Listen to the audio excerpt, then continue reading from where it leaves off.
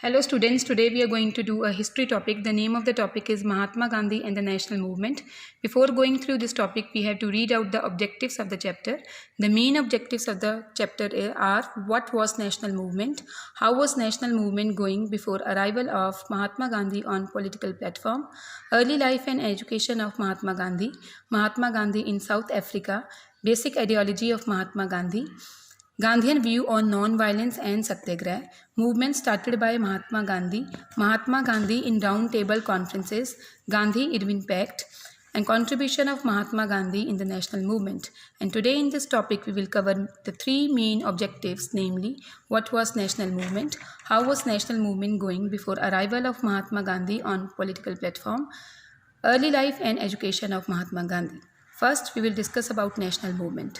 As you all know that British entered India as traders during Jahangir's time period. They started annexing India using different policies such as wars, doctrine of lapse and subsidiary alliance. Doctrine of lapse was a policy by which if the Indian king did not have his own son, the kingdom was annexed by the British government. The subsidiary alliance was a policy by which the Indian king has to keep the British army and has to pay the British the salary in their own currency. So Indians started national movement and revolted first time in 1857 as Great Uprising. To keep Indians under their control, A.O. Hume, who was a retired British civil servant, formed Congress in 1885. So Congress became the first Indian National Party in 1885. Further, we can divide the different phases of the Congress, namely early nationalist. The time period of early nationalist was 1885 to 1905. These were the leaders who dominated the Congress in its early years. Then assertive nationalists, whose time period was 1905 till 1916, and then the Gandhian period, which is the main topic that we are going to discuss today, 1919 till 1947. As Mahatma Gandhi was dominating the Indian national movement in this time, so this period was called as Gandhian period. Mahatma Gandhi's ideology was a mixture of so many ideologies, as Gopal Krishna Gokhale was called as political guru of Mahatma Gandhi, whereas the assertive nationalist Bal Gangadhar Tilak was called as the forerunner of Mahatma Gandhi. His education policy was influenced by Tolstoy and Ruskin Bond. And now students, take out your books.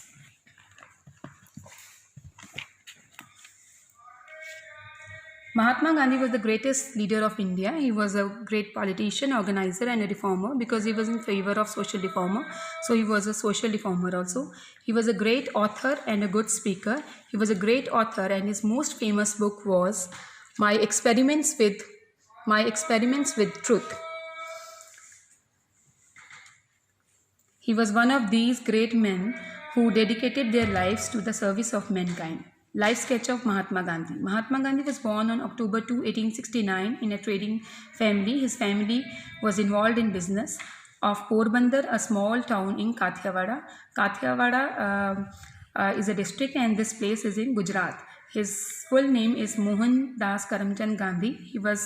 His father was Diwan of Rajkot state. Diwan means his father was involved in paying the salaries to the Rajkot state. He was working as under the Rajkot king. He was married to Kasturba at the age of 13, as child marriage was prevalent at that time, so he got married at very early age of 13. As a boy, he was very shy and lonely. After passing his matriculation examination, that is 10th standard, he was sent to England to study law. He came back to India in 1890 as a barrister. Barrister means a qualified lawyer. He started his practice at Rajkot, but later on he was shifted to Bombay. He got a chance to go to South Africa as a legal advisor in a case on behalf of a Muslim firm. So he got a job. A Muslim firm has hired him. So he went to South Africa. There he stayed for 22 years.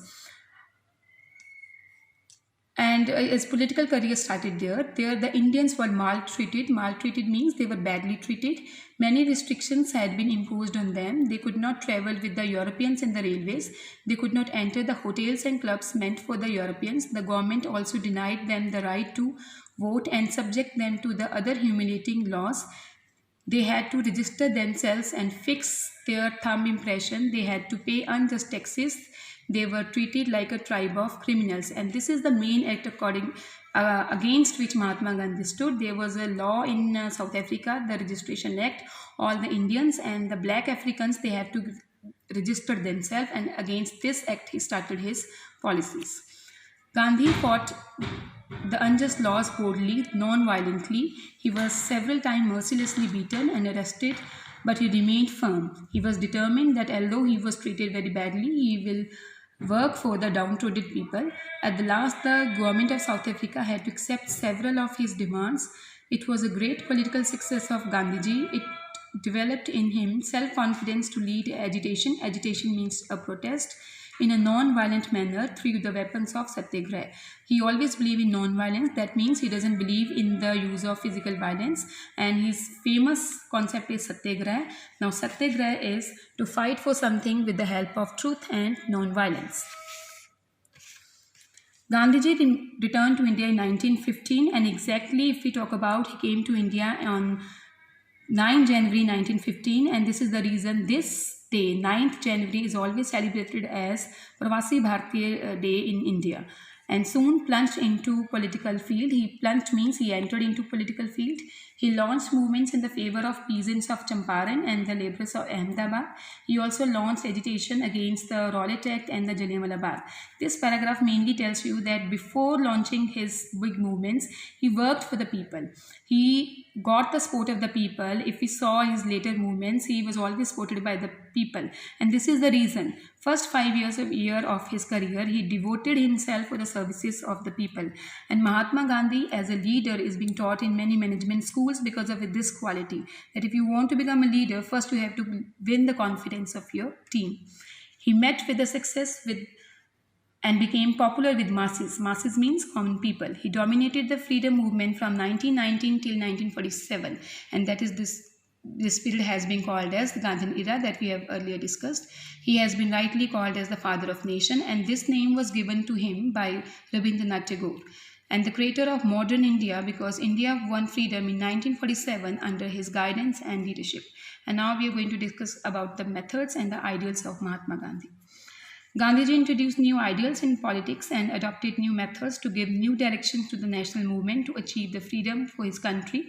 First, we are going to discuss his religious ideals.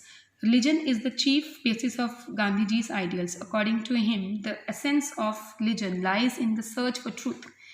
He considered morality as the fundamental basis. That means, according to Gandhi, if a person speaks truth, he is a religious person. If the person is moral, he is a religious person, and if he is not moral, the person becomes irreligious. Moral powers give such confidence to a person that even the unarmed can hope to conquer the biggest power on earth. He had firm faith in humanism, which he considered the true religion. True religion teaches the truth, non-violence, love and affection for all. He leads to the purity of thought and action. He laid the stress on equality. So by these two paragraphs, we come to know that when he talks about religion, he is talking about non-violence, humanism and truth. Truth and non-violence were the two pillars on which the grand design of his religion was erected. Erected means it was built. Truth is God and God is universal. He attached equal importance to right's end, and right means to realize these ends. That means if your goal is right, the purpose by which you are achieving your goal should also be right. He believed that politics divorced from religion, religious and spiritual values was absolutely meaningless. He was of the view that the religion has the same relation with politics as the soul with the body. He gave a religious base to politics. His religion governed all the political activity. So he believed that the religion has also a close link with the politics also. If a person is moral, he can become a better politician, and this sort of example we can see in the modern world also. Then second point we are going to discuss is the social ideals. Gandhiji was a great social reformer. He was against the caste system. He considered untouchability as a curse to the Hindu society. Untouchability, students, is a system that you have read in junior classes also. It was prevalent in the old India, where the upper caste Brahmin used to consider the lower caste as untouchable, and their wells and their temple used to be different. He called the untouchables Harijan. This is a new name given by Mahatma Gandhi to the untouchables. Harijans means the people of God, and asked the people to give them respect worthy of human beings. He himself lived in the colonies so that the upper caste Brahmin can consider that the lower and upper caste are equal. He wanted to keep them within the nation's fold. He launched movements to remove all the restrictions imposed on them. He left no stone unturned to improve their condition. Under his guidance, the Congress adopted the program for the upliftment of Harijans and enlisted their support for the national movement. He advocated the rights of women. So he worked for the Harijans, he also worked for the women and stood giving them equal rights and status with men. He inspired them to play an important role in the national movement and take an active part in the political affairs of the country. He supported women education and he supported that women should take part equally in the national movement. He laid great stress on simple and moral life and advocated the policy of prohibition. Gandhiji was against the system of education which was prevalent at that time because it did not lead to the development of body, mind and soul.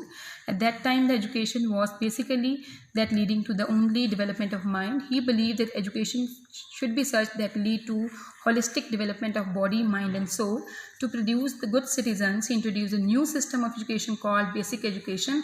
This basic education students today is known as vocationalization, and you will be surprised that he was the pioneer of vocationalization. Earning and learning together was a concept which was originally given by Mahatma Gandhi. The children were made to learn some art to help them to earn while learning. He attached great importance to character building and acquiring skills. I hope you have understood till where we have done. Hope to meet you next period.